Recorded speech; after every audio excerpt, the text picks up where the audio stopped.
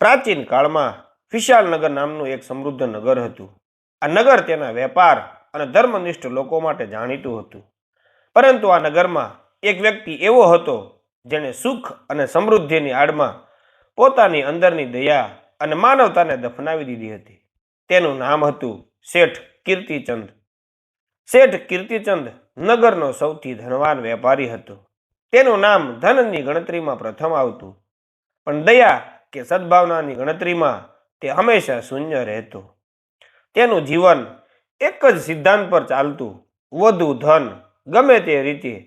તેના ઘણા કાર્યો અન્યાયથી ભરેલા હતા. તે ગરીબ ખેડૂતો પાસેથી સસ્તા ભાવે અનાજ ખરીદતો અને બમણા ભાવે વેચતો. તેના કારખાનામાં કામ કરતા મજૂરોને તે ઓછો પગાર આપતો અને વિરોધ કરનારને તરત જ કાઢી મૂકતો. તેણે વ્યાજ પર પૈસા આપવાનો ધંધો શરૂ કર્યો હતો, જેમાં તે ગરીબોની મજબૂરીનો ફાયદો ઉઠાવીને ઊંચું વ્યાજ વસૂલતો અને સમયસર પૈસા ન ચૂકવનારની જમીન કે ઘર પચાવી પાડતો. શેઠ કીર્તિચંદની પત્ની ચંદનબા ખૂબ જ ધાર્મિક અને દયાળુ સ્વભાવની હતી. તે હંમેશા શેઠને સમજાવતી: શેઠજી, ધન આવે છે અને જાય છે, પણ માનવતા અને સારા કર્મ કાયમ રહે છે. તમે જે અન્યાય કરો છો તેનું ફળ આ જ જન્મમાં ભોગવવું પડશે. શેઠ હસીને કહેતો: ચંદન, આ તારા ધર્મ ગ્રંથોની વાતો છે. દુનિયા તાકાત અને પૈસાથી ચાલે છે. જ્યાં સુધી હું ધનવાન છું ત્યાં સુધી મારું કોઈ કંઈ બગાડી શકે નહીં. એક વર્ષે વિશાલનગરમાં ઓછો વરસાદ પડ્યો. ખેડૂતોનો પાક નિષ્ફળ ગયો. ચારે બાજુ હાહાકાર મચી ગયો. એક મહેનતુ અને ઈમાનદાર ખેડૂત કાળુરામ પણ આ દુષ્કાળનો ભોગ બન્યો. તેણે પોતાની દીકરીના લગ્ન માટે શેઠ કીર્તિચંદ પાસેથી ઊંચા વ્યાજે થોડા પૈસા લીધા હતા. પાક નિષ્ફળ જવાથી કાળુરામ વ્યાજ ચૂકવી શક્યો નહીં. તે શેઠના પગમાં પડી ગયો અને આજીજી કરવા લાગ્યો: શેઠજી, આ વર્ષે મારો પાક નથી થયો. મને થોડો સમય આપો. આગલા વર્ષે વ્યાજ સાથે તમારું બધું દેવું ચૂકવી દઈશ. શેઠ કીર્તિચંદે નિર્દયતાથી જવાબ આપ્યો: કાળુરામ, હું કોઈ ધર્મશાળા નથી ચલાવતો. કરાર તો કરાર હોય છે. કાલે સવાર સુધીમાં જો તું દેવું નહીં ચૂકવે તો હું તારું ખેતર અને તારા ઘરનું બળદનું જોડું બધું જ લઈ જઈશ. કાળુરામ ખૂબ રડ્યો, પણ શેઠનું હૃદય પીગળ્યું નહીં. બીજા દિવસે શેઠના માણસોએ આવીને કાળુરામનું એકમાત્ર ખેતર અને ઘરનું ગુજરાન ચલાવતા બળદોને જબરજસ્તીથી કબજે કરી લીધા. આ દ્રશ્ય જોઈને આખું ગામ દુઃખી થયું, પણ કોઈ શેઠની સામે બોલી શક્યું નહીં. નિરાશ અને હારેલો કાળુરામ ગામ છોડીને તેની પત્ની અને દીકરી સાથે અન્ય જગ્યાએ જવા નીકળી ગયો. પણ તેના હૃદયમાંથી એક જ પ્રાર્થના નીકળી: હે ઈશ્વર, આ અન્યાયી શેઠને તેના કર્મનું ફળ જરૂર આપજે. જેવી તેની કરણી તેવી તેની ભરણી થાય. સમય તેના નિયત વેગથી આગળ વધતો રહ્યો. કાળુરામની પ્રાર્થના સાંભળવામાં ઈશ્વરે કોઈ ઉતાવળ ન કરી, પણ કર્મનું ચક્ર ધીમે ધીમે ફરવા લાગ્યું હતું. શેઠ કીર્તિચંદે કાળુરામનું ખેતર અને બળદ હડપી લીધા. પછી પોતાની સંપત્તિમાં વધુ વધારો કર્યો. નગરના લોકો તેનાથી ડરતા હતા, પણ કોઈ તેનું સન્માન કરતું નહોતું. શેઠનો અહંકાર આકાશને આંબતો હતો. દરમિયાન શેઠના એકના એક પુત્ર સમીરનો સ્વભાવ તેના પિતાથી તદ્દન વિપરીત હતો. સમીર ખૂબ જ દયાળુ, વિનમ્ર અને સંસ્કારી હતો. તેને પિતાના અન્યાયી કાર્યો બિલકુલ પસંદ નહોતા, પણ તે પોતાના પિતા સામે બોલી શકતો નહોતો. તે મોટે ભાગે ગરીબ અને જરૂરિયાતમંદ લોકોની ગુપ્ત રીતે મદદ કરતો રહેતો. એક દિવસ વેપાર અર્થે સમીરને દૂરના બંદરીય શહેરમાં જવાનું થયું. ત્યાં પહોંચીને તેણે જોયું કે દરિયાઈ વેપારમાં મોટો ફાયદો છે. તેણે ઉત્સાહમાં આવીને પિતાને જાણ કર્યા વિના જ પોતાની પાસે રહેલું મોટા ભાગનું ધન મોટા પાયે વેપારમાં રોકી દીધું. સમીરે માર ભરેલા 2 વિશાળ જહાજો સમુદ્રમાં રવાના કર્યા. શેઠ કીર્તિચંદને જ્યારે આ વાતની ખબર પડી ત્યારે તે ગુસ્સે ભરાયો, પણ પુત્રના ઉત્સાહ અને બુદ્ધિમાં વિશ્વાસ હોવાથી તેને રોક્યો નહીં. બધું બરાબર ચાલી રહ્યું હતું ત્યાં અચાનક સમુદ્રમાં ભારે તોફાન આવ્યું. આ તોફાન એટલું ભયંકર હતું કે તેણે સમીરના બંને જહાજોને દરિયામાં ડૂબાડી દીધા. જહાજો પર રહેલો કરોડોનો કિંમતી માલ તેમજ સમીર દ્વારા રોકવામાં આવેલું મૂડીધન પણ પાણીમાં ગરકાવ થઈ ગયું. આ સમાચાર વિશાળ નગર પહોંચતા શેઠ કીર્તિચંદ પર જાણે આભ તૂટી પડ્યું. અહંકાર શેઠજીના હોશ ઉડી ગયા. એક જ ક્ષણમાં તેમની કુલ સંપત્તિનો મોટો ભાગ નાશ પામ્યો હતો. જે ધન પર તેને સૌથી વધુ ગર્વ હતો તે જ ધન સમુદ્રમાં ખોવાઈ ગયું. શેઠને તેના જીવનમાં પહેલી વાર આટલો મોટો આર્થિક ફટકો લાગ્યો. તે આઘાતમાં સરી પડ્યો. પણ આ તો માત્ર કર્મચક્રની શરૂઆત હતી. નુકસાનના સમાચાર નગરમાં આગની જેમ ફેલાઈ ગયા. જે વેપારીઓ અને લેણદારો અત્યાર સુધી શેઠ કીર્તિચંદની સામે માથું ઊંચું કરીને વાત કરવાની હિંમત નહોતા કરતા, તેમણે હવે તેની પાસેથી પોતાના પૈસા પાછા માંગવાનું શરૂ કર્યું. શેઠ કીર્તિચંદે લોકોને સમજાવવાનો પ્રયાસ કર્યો કે તે તેમને થોડા સમય પછી પૈસા ચૂકવી દેશે, પણ કોઈ માનવા તૈયાર નહોતું. લોકો હવે શેઠના સ્વભાવને સારી રીતે જાણતા હતા અને તેમને ડર હતો કે શેઠ દેવાળું ફૂંકીને ભાગી જશે. લેણદારોએ શેઠના ગોદામો અને બાકીની મિલકતો પર દાવો માંડ્યો. જે શેઠ અત્યાર સુધી બીજાની મિલકતો બચાવી પાડતો હતો તે આજે પોતાની જ મિલકતો ગુમાવી રહ્યો હતો. ચંદનબાઈએ શેઠને શાંતિથી કહ્યું, શેઠજી, મેં તમને પહેલા પણ કહ્યું હતું કે કરણી એવી ભરણી. તમે જે બીજ વાવ્યા હતા તેનું ફળ આજે ઉગી નીકળ્યું છે. હજી પણ સમય છે. શાંતિથી આ ફળ ભોગવી લો અને દયાળુ બનો. શેઠ કીર્તિચંદ ગુસ્સા અને અપમાનની આગમાં સળગી રહ્યો હતો. તે હજી પણ માનવા તૈયાર નહોતો કે તેના દુઃખનું કારણ તેના પોતાના પૂર્વ કર્મો છે. શેઠ કીર્તિચંદના આર્થિક પતનના સમાચારની સાથે જ તેના રાજકીય વિરોધીઓએ તક ઝડપી લીધી. શેઠના વેપારમાં ઘણા ગેરકાયદેસર કામો અને કરચોરીના મામલા હતા, જેને અત્યાર સુધી શેઠે પૈસાના જોરે દબાવી રાખ્યા હતા. નગરના નવા ન્યાયાધીશે આ જૂના કેસો ફરીથી ખોલાવ્યા. શેઠે ઘણા ગરીબ ખેડૂતો અને નાના વેપારીઓ પાસેથી તેમની જમીનો પડાવી લીધી હતી તેવા પુરાવાઓ મળ્યા. શેઠના જૂના અન્યાયોની યાદી તાજી થઈ ગઈ. એક પછી એક કેસમાં શેઠ કીર્તિચંદની હાર થતી ગઈ. કોર્ટે શેઠને દંડ ફટકાર્યો અને તેની બાકી રહેલી તમામ સંપત્તિ જપ્ત કરવાનો આદેશ આપ્યો. જે હવેલીમાં શેઠ કીર્તિચંદ રાજાની જેમ રહેતો હતો તે હવેલી પણ જપ્ત કરી લેવામાં આવી. કીર્તિચંદ, ચંદનબા અને સમીરને તેમનું ઘર છોડીને નગરના એક ગરીબ વિસ્તારમાં એક નાનકડા જર્જરિત મકાનમાં રહેવા જવું પડ્યું. એક સમયે જે લોકો શેઠની ધમકી અને પૈસાથી ડરતા હતા તે જ લોકો આજે રસ્તા પર ઊભેલા શેઠને જોઈને મજાક ઉડાવવા લાગ્યા. કોઈએ તેની સામે જોયું પણ નહીં અને કોઈએ મદદનો હાથ લંબાવ્યો નહીં. શેઠને કાળુરામ સાથે કરેલા પોતાના વર્તનની યાદ આવી. અહંકાર શેઠ કીર્તિચંદ માટે આ ગરીબી અને લોકોનું અપમાન તેના આર્થિક નુકસાન કરતાં પણ વધુ દુઃખદાયક હતું. તે રાતોની ઊંઘ ગુમાવી બેઠો. તેના મોં પરનો અહંકારનો ભાવ હવે ચિંતા અને અપમાનની રેખાઓમાં બદલાઈ ગયો હતો. આ મુશ્કેલ સમયમાં પુત્ર સમીર તેના પિતાનો એકમાત્ર સહારો બન્યો. તેણે દિવસ રાત મહેનત કરવાનું શરૂ કર્યું.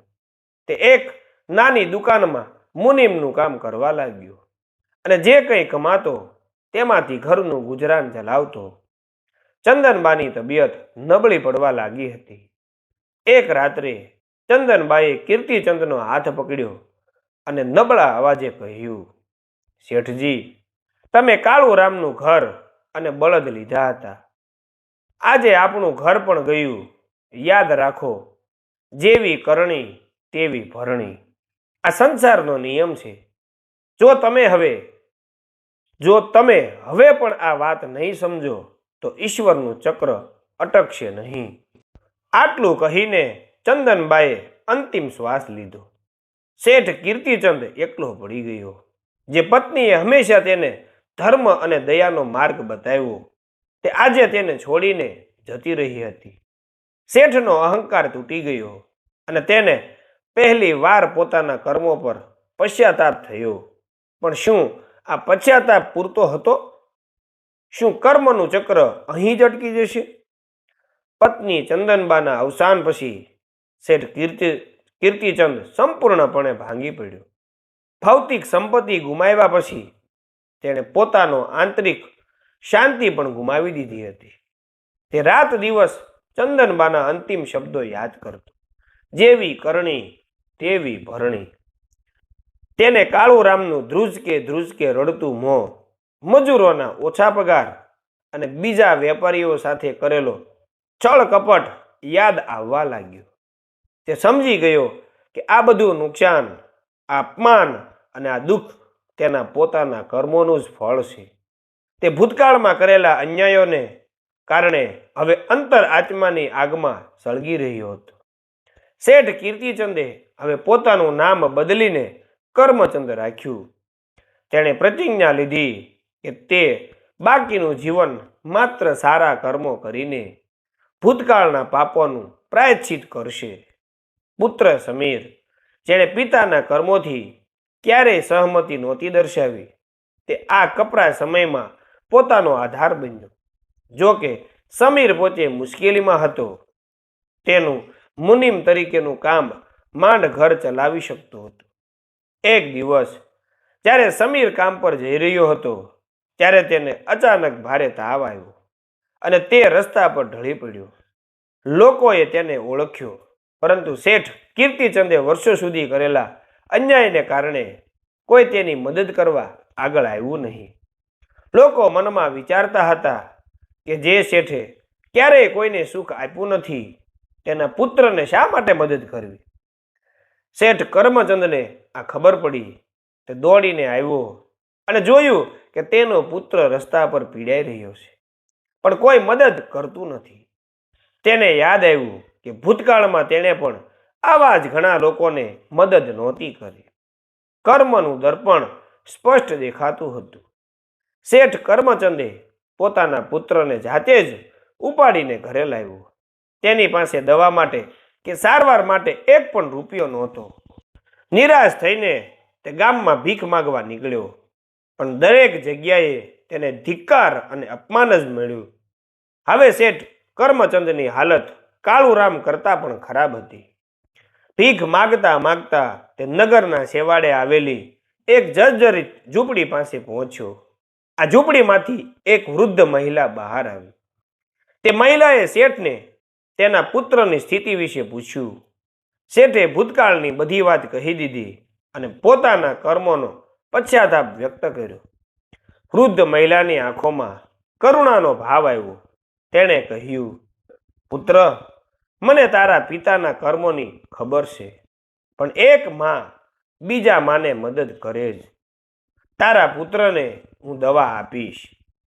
વૃદ્ધ મહિલાએ તેને થોડીક જડીબુટ્ટીઓ અને ગરમ દૂધ આપ્યું. શેઠ કરમચંદે આશ્ચર્ય સાથે પૂછ્યું, માતા, તમે કોણ છો અને મારા જેવા પાપીને કેમ મદદ કરો છો? વૃદ્ધ મહિલાએ હસીને કહ્યું, હું તે વ્યક્તિ છું જેને તે વર્ષો પહેલા એક મુઠ્ઠી ગાજર આપીને જીવતદાન આપ્યું હતું. તને યાદ છે? તે સમયે હું ખૂબ ગરીબ હતી અને ભૂખથી મરી રહી હતી. તે મને ગાજર આપ્યા અને તે દિવસે મેં મનમાં નક્કી કર્યું હતું કે તારા સારા કર્મનો બદલો હું ક્યારેક જરૂર આપીશ.